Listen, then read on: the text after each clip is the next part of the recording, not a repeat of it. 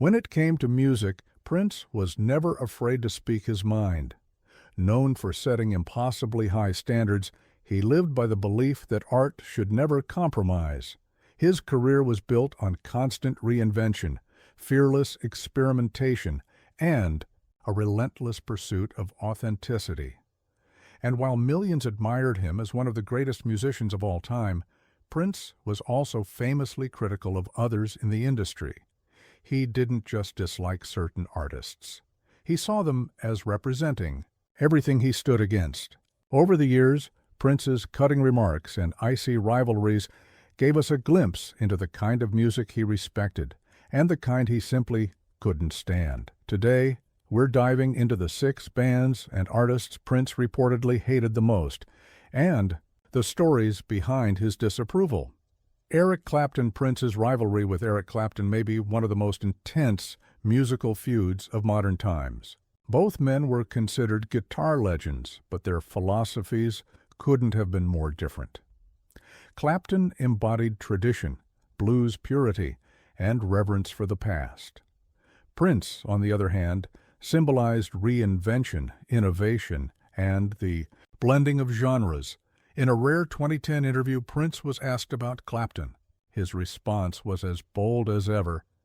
"Eric's technically proficient, sure, but has he ever made you want to change your name, question your sexuality, or transform your entire being? Music isn't supposed to just impress you, it's supposed to change you." Their rivalry went back even further. In 2009, Prince reportedly told Guitar Magazine, "Some people worship their guitar heroes. Me? I make them worship mine." It was a direct swipe at the idolization Clapton often received.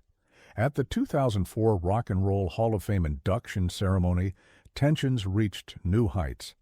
Prince delivered a blistering guitar solo during "While My Guitar Gently Weeps," honoring George Harrison, and then tossed his guitar into the air as if to say, "This is how it's done."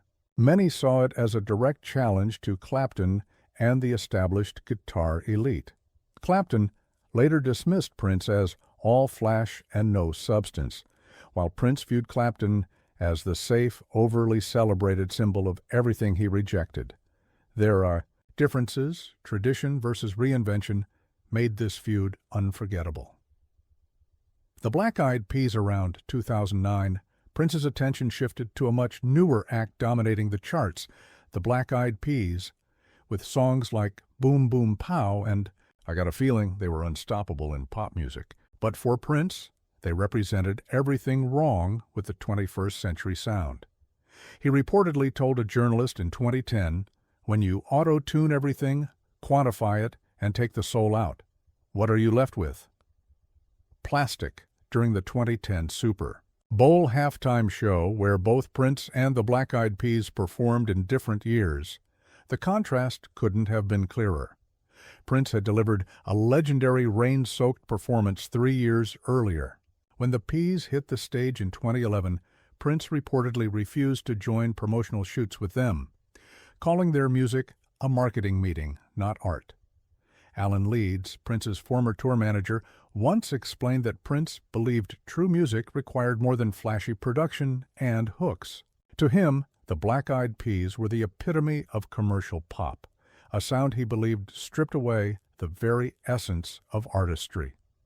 Maroon 5 also found themselves on the receiving end of Prince's criticism. The clash came in 2012 when the band released their own version of Prince's iconic song, "Kiss." Prince was reportedly furious. According to those close to him, he felt the band completely misunderstood the essence of the track.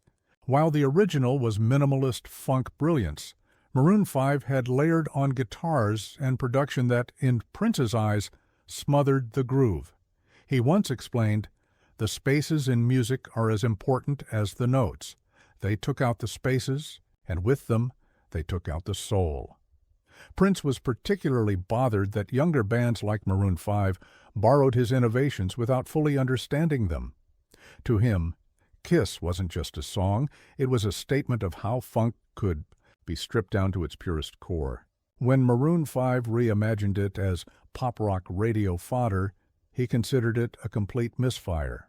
Justin Timberlake Prince's icy relationship with Justin Timberlake became one of his most talked-about rivalries.